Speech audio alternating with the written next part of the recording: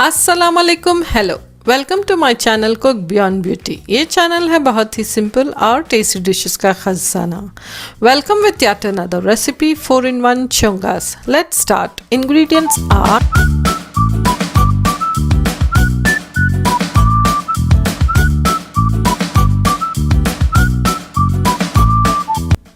यहाँ मैंने लिया है एक मिक्सिंग बाउल में 5 कप्स ऑफ मैदा। इसमें मैं डाल रही हूँ 5 टेबलस्पून्स ऑफ घी और 5 टीस्पून्स ऑफ रोस्टेड सूजी मैंने डाल लिया था। थोड़ा सा शुगर और थोड़ा सा नमक, इन सभी चीज़ों को अच्छी तरह से मिक्स कर लीजिए। इस तरह से मिक्स करने के बाद पानी से मैंने अच्छी तरह से गूंद लिया था। गूंदने के बाद यहाँ मैं बना रही हूँ हमारा होममेड डालडा, जिसमें मैंने डाला है 5 टेबलस्पून्स ऑफ घी और इसमें मैं डाल रही हूँ 5 टीस्पून्स ऑफ राइस फ्लावर। इस तरह से हमारा होममेड डालडा तैयार है। इसे अच्छी तरह से कुक कर लीजिए और अच्छी तरह से मिक्स कर लीजिए ताकि कोई भी लम्स ना रहे, और इसे थोड़ी देर ठंडा होने के लिए रख दीजिए। यहाँ मैंने छोटे छोटे लोइयाँ बना ली है। इस पेड़े को मैं अब बेल लूँगी रोटी की शेप में। कोई भी शेप आप बना सकते हैं, पर ध्यान रखिए इसे अच्छी तरह से थिन बेल लीजिए। इस तरह से थिन बेलने के बाद यहाँ मैं डाल रही हूँ हमारा होममेड डालडा, जो अब थिक हो चुका है, आप देख सकते हैं इधर। इसे इस रोटी पे डाल दीजिए। रोटी को आप जितना पतला बेल सकते हैं उतना बेल लीजिए, और इस डालडे को डालने के बाद मैंने डस्ट किया है थोड़ा सा मैदा, और इस तरह से फोल्ड कर लीजिए। जितने ज़्यादा फोल्ड्स रहेंगे उतने ज़्यादा हमारे वर्की अच्छी से आ जाएगी। इस तरह से पेड़ा बना लीजिए, जिस तरह से मैं यहाँ बना रही हूँ। बनाने के बाद थोड़ा सा बहुत कम मैदा डस्ट करके हल्के हाथों से इसे बेल लीजिए। ना ज़्यादा थिक ना ज़्यादा थिन, हमें गोल बेल लेना है। इस तरह से यहाँ मैंने रख दिया है कढ़ाई में थोड़ा सा तेल गरम होने के लिए। मीडियम टू हाई फ्लेम के बीच में रखिए गैस को, और मैंने डाल दिया है हमारा चोंगा। गोल्डन ब्राउन होने के बाद मैं यहाँ मेरे चोंगा को निकाल रही हूँ एक बाउल में।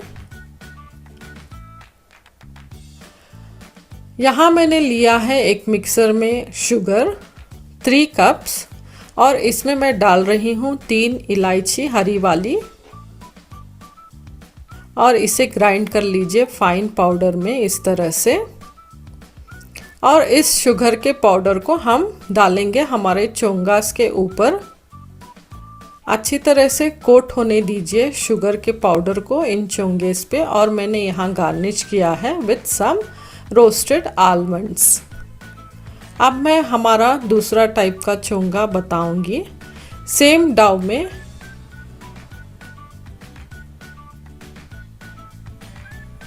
यहाँ मैं गार्निश कर रही हूँ हमारे चोंगेस को हमारे कंडेंस्ड मिल्क के साथ, और थोड़े से रोस्टेड आलमंड्स और ड्राई कोकोनट पाउडर के साथ। यहाँ मैंने लिया है थोड़ा सा ड्राई कोकोनट, जिसे मैंने ग्रेट कर लिया था, और इस तरह से सजा लीजिए। इस तरह से हमारा दूसरा टाइप का चोंगास भी रेडी हो जाएगा with some roasted almonds and dry coconut। यहाँ मैं बता रही हूँ थर्ड टाइप ऑफ चोंगास। ये है मेरा शुगर सिरप के चोंगास, जिसे मैंने मेरे 1 तार वाले शुगर सिरप में कोट कर लिया था। और मैं फिर बता रही हूँ हमारा फोर्थ टाइप चोंगास, जो थोड़ा सा अलग है। इस तरह से लुइया बना लीजिए 3-3, जिस तरह से मैं दिखा रही हूँ। ये है हमारा होममेड डालडा।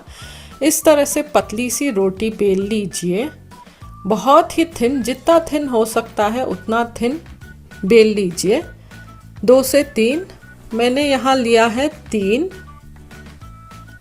आप चाहे तो 4 to 5 भी ले सकते हैं। इस तरह से कोट कर लीजिए घी से इस तरह से घी को फैलाने के बाद हम इसके ऊपर डाल रहे हैं मैदा और इसके एक के ऊपर एक रख रहे हैं हमारे थिन बेले हुए रोटीज़ को इस तरह से।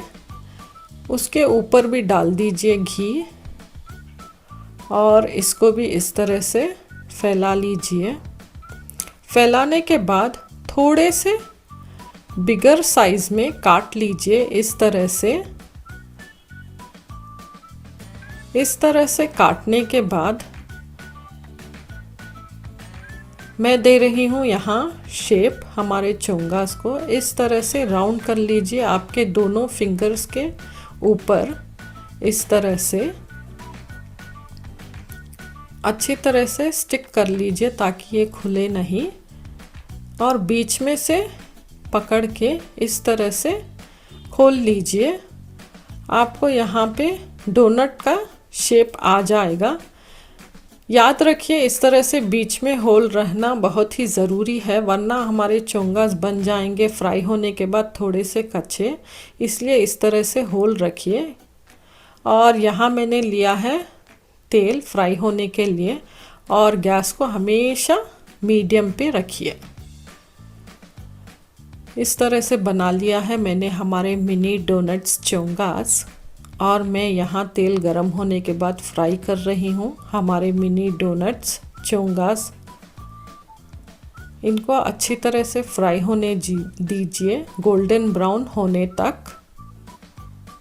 गैस को हमेशा मीडियम रखिए, वरना ये चोंगास कच्चे भी हो सकते हैं अंदर से अगर आपने अपने फ्लेम को हाई किया तो।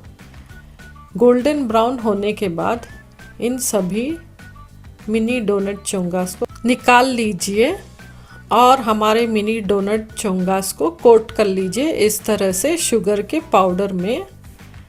आप देख सकते हैं कितने प्यारे हैं हमारे मिनी डोनट चोंगास। इस तरह से शुगर सिरप में कोट होने के बाद देखिए कितने क्रिस्पी बने हैं। और गार्निश कीजिए रोस्टेड आलमंड्स। ट्रस्ट मी ये डिश बहुत ही टेस्टी है।